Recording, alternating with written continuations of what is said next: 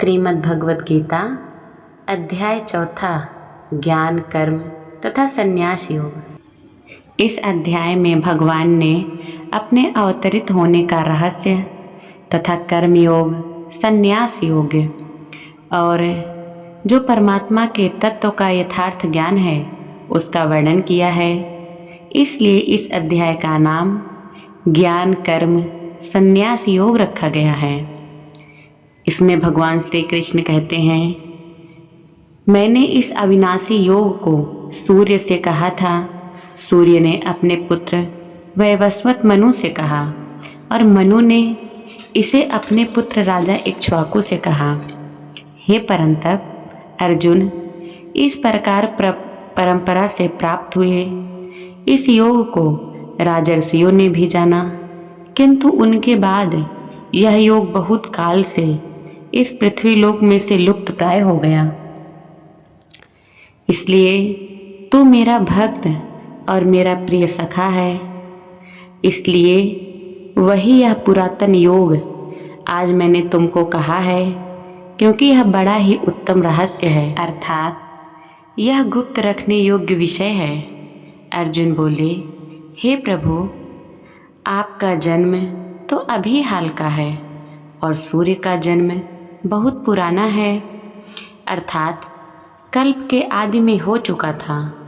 तब मैं इस बात को कैसे समझूं कि आप ही ने कल्प के आदि में सूर्य से यह योग कहा था, क्योंकि आपका जन्म तो अब का है और सूर्य का जन्म आपके पहले हो चुका है।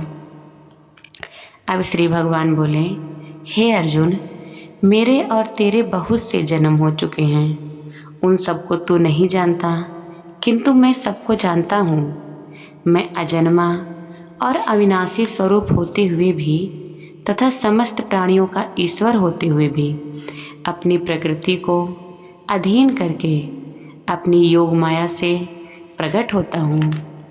हे भारत, जब जब धर्म की हानि और अधर्म की वृद्धि होती है तब तब ही मैं अपने रूप को रचता हूँ, अर्थात साकार रूप से लोगों के सम्मुख प्रकट होता हूँ। साधु पुरुषों का उद्धार करने के लिए, पाप कर्म करने वालों का विनाश करने के लिए और धर्म की अच्छी तरह स्थापना करने के लिए मैं युग युग में प्रकट होता हूँ। हे अर्जुन,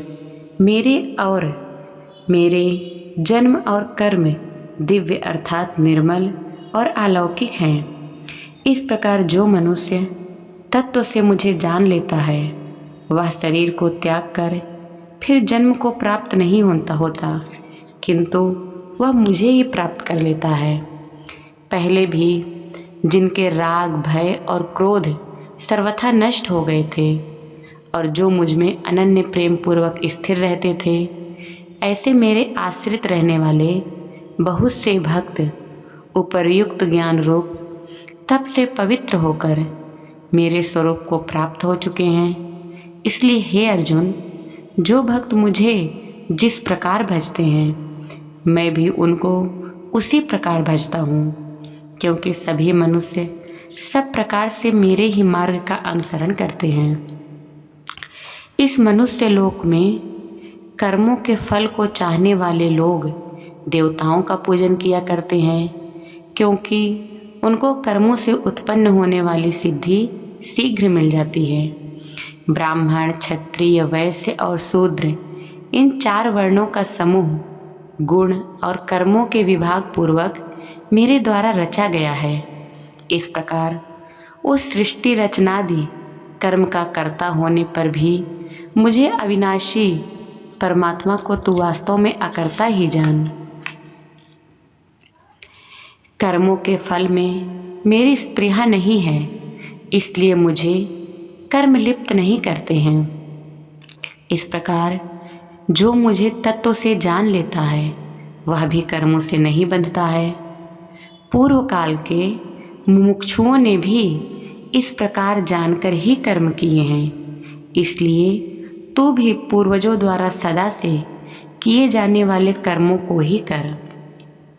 कर्म क्या है और अकर्म क्या है, इस प्रकार इसका निर्णय करने में बुद्धिमान पुरुष भी मोहित हो जाते हैं।